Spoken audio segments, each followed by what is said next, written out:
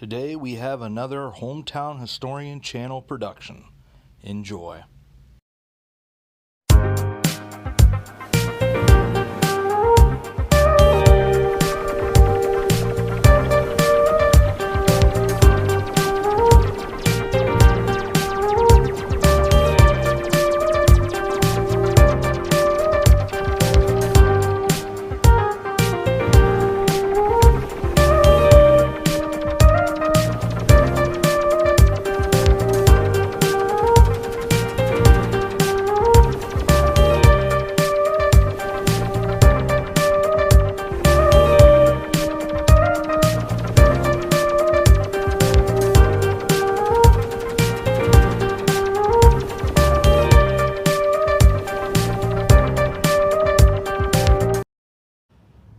Hey everybody, so just doing a quick video here.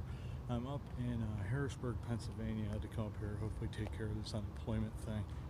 Had to stop over, do some banking to be able to put some time on the parking clock so I don't get arrested. But it's really beautiful here. But yeah, right here at the Capitol, right in front of the Capitol building. Go over this way a little bit, you'll be able to see a little bit better, and then I'll flip the camera around so you guys can see some of the sights here. Harrisburg, Pennsylvania, capital of the state of Pennsylvania. I come from where you don't see the building this size and just how cool this is. I'm sure if you come here regularly, it doesn't stun you quite as much as some country yokel like myself, but it's still pretty cool. So I figured I'd make a quick video for you guys. See the dome of the Capitol building here and the cool architecture as well. There's some really neat statuary up here in the front. Take some pictures for Instagram as well. And it's such a beautiful day today as well.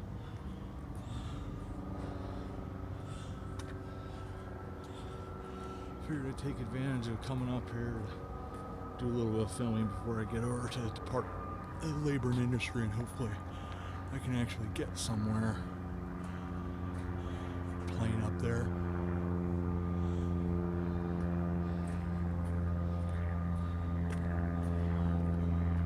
Yeah, that's just like magnificent. So here we are at the front of the Pennsylvania State Capitol. You can see the statuary. We'll go over a little bit closer so you guys can see it. You can also look down this way, down the street, looking down from the Capitol down towards Susquehanna River. Which are really neat churches. I'll definitely be coming back here to do some more picture taking and filmmaking, because this is like a completely different experience than say being in like Lebanon.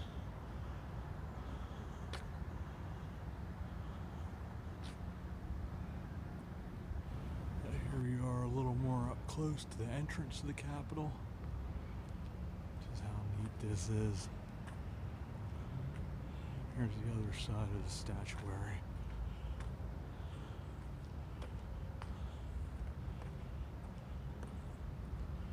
Sure, there's a symbolism to all this of what it means.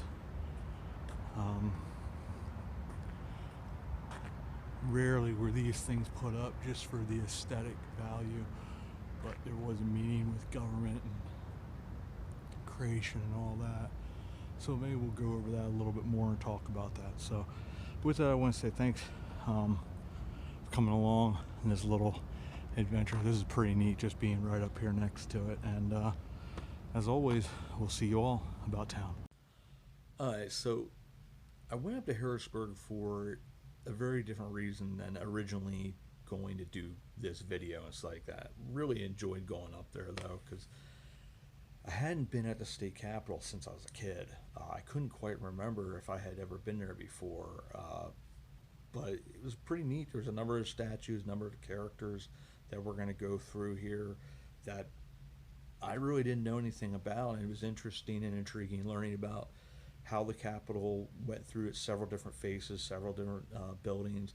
Also learning about a bunch of the different exterior artwork, and just seeing for myself in person where I can appreciate now the architecture, the artwork, the sculptures, and all that kind of stuff. So here's more history on the state capitol with pictures, a couple of individuals, their pictures of what they actually look like, and enjoy. This building, which replaced the old brick capitol, was designed by Joseph M. Huston and erected 1902 to 1906, and it was dedicated on October 4th, 1906, in a term of Governor Samuel W. Pennypacker. So this Capitol building was designed by Joseph Miller Huston in 1902 and was completed in 1906 in the Beaux Arts style with decorative Renaissance themes throughout.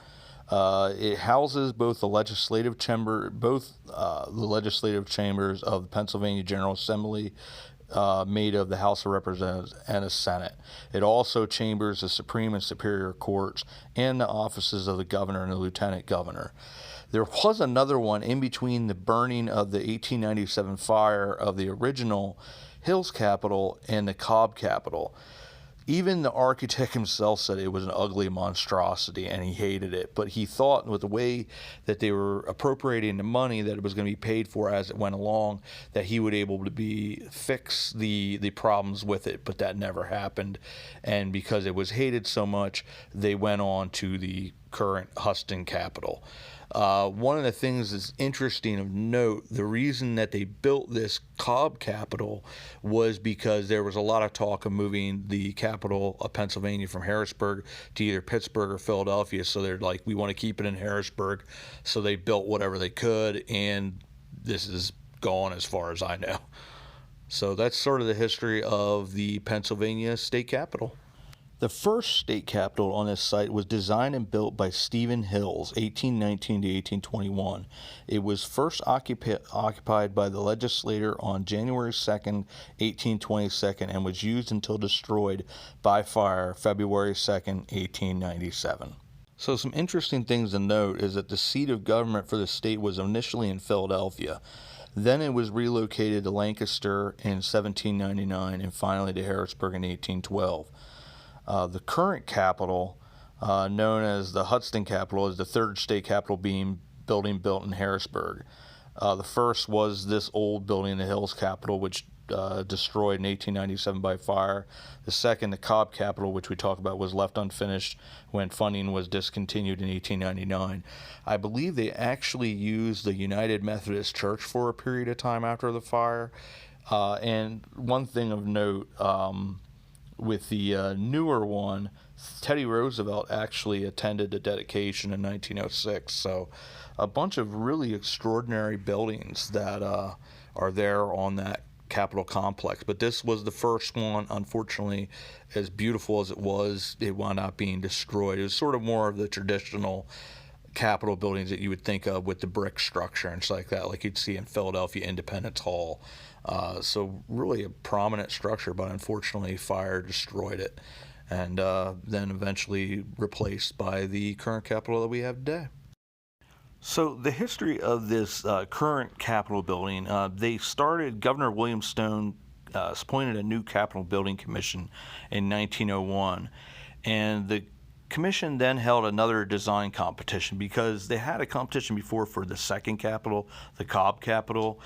And this time, though, they had the competition for Pennsylvania architects only, which prevented Cobb, who was from Chicago, for submitting a design or finishing his capitol. Because the other one, basically, they said, was ugly and looked like a factory. There was no ornament to it whatsoever, which in this case, the new capitol would be completely different. It'd be on, like I had said before, it'd be a palace for the arts. So the General Assembly had appropriated $4 million for the construction of the Capitol, and it did not want to limit the total amount because the previous one they only allotted $550,000, which would be for a basic structure, and they decided after seeing what they had gotten, they wanted something much nicer. This actually caused a lot of problems, though, this competition, because the American Institute of Architects actually said the competition was allowing favoritism because of the whole only Pennsylvania architects. Really angered quite a few people. Eventually, Joseph Miller Huston's design was chosen from 9 entries in the competition in January of 1902. Ground was broken on November 2nd of 1902, and the cornerstone was not laid until May 5th, 1904. Ownership of the Capitol was handed over to the state government on August 15th, 1906, and the Capitol Building Commission was dissolved. Governor Pennypacker was actually in office at the time of the dedication, and Teddy Roosevelt was there as well. One of the funny things, which we'll go into, is they wound out getting in a little bit of trouble with the front statuary that was put up. There's one on either side of the entrance, and we'll go into what they're actually called. But out of the 30 figures, 27 of them were nude, and a lot of religious organizations and a lot of the senators and representatives themselves were quite upset. So they wound up having to go through. There's controversy with that, and there was a scandal that was involved called the Graft scandal. So it was not without its problems, but I think everybody can agree the beauty of this place is just, it's nuts. So it's well worth going and visiting and checking out. The entire complex is just really, really cool. So it does answer the question as well. I guess they decided in the process that they were going to use like the old Capitol, the Cobb Capitol, parts of that were going to be brought into the complex itself. And so parts of that, at least parts of it, still do exist. It's just a matter of how much, if they just build around it and put a facade around it or whatever it might be. I'm not really sure, but it really is such a neat place and awe-inspiring to look at. Especially the dome is just beautiful. So here's the story about all this amazing art, the sculptures, the brass, the bronze, the dome is just, there's a story behind it all. Really neat, and as promised, I had said in the video that I made live there in Harrisburg, it's not just there for aesthetics, there actually is reasoning behind it. So enjoy. One of the things that's important to talk about with the Pennsylvania State Capitol is the brass statue, gilded brass statue, I should say, of Commonwealth, which sits atop the dome. The dome itself is quite important, but the gilded brass statue of Commonwealth was by Roland Hinton Perry. It stands 14 feet and 6 inches tall, and is 4 feet in diameter, the ball that it sits upon. Commonwealth is actually, some of the interesting things about that, it's nicknamed Miss Penn, and the spirit of the Commonwealth.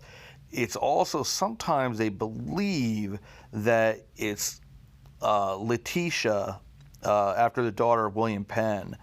I believe she is the one that he deeded a bunch of land to in Nazareth, Pennsylvania. But it's a really interesting thing. Now, the Pennsylvania Capitol dome itself is quite intriguing as well.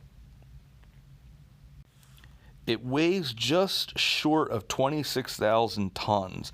And it was actually architecturally inspired by St. Peter's Basilica in the Vatican. Because they talk about the Pennsylvania State Capitol as being a palace of the arts, just because of all the stained glass, the statuary, just the artwork that's done. It really is such a beautiful building. So at some point, I'd like to get some pictures of the inside or be able to do a tour or something like that. I'm not sure what the rules are for filming on that because I haven't researched that, but it really is, it's such an impressive structure. I do remember when I was a kid, we did go there on a school trip one time. I remember I had such a fear of heights. You used to be able to go up, there's like a balcony thing that goes up around the dome, and you had the opportunity to go up there, and I was like, nope, because I don't like heights. So, but it's so impressive whether you're in the Pennsylvania House of Representatives or the Senate chamber. Both of them are just beautifully done, and it's cool in the front doors as well. They have the individuals that were most prominent in helping to have this Capitol happen. And I think the door knocker, or not the door knocker, but the cover for where the keyhole is actually the face of the architect Huston himself. So in front of the Pennsylvania State Capitol on the western side, western entrance, they had these multi-figure groups, sculpture groups done by American sculptor George Gray Barnard. There are two separate ones. He was commissioned to create these sculptures in 1902 and modeled them in clay and plaster over several years in France. The Piccirilli brothers carved them in white Carrara marble in New York City and installed the finished sculptures at the Capitol in 1911. The South group is called the Burden of Life, the Broken Law, and is overseen by a heroic size relief of Adam and Eve.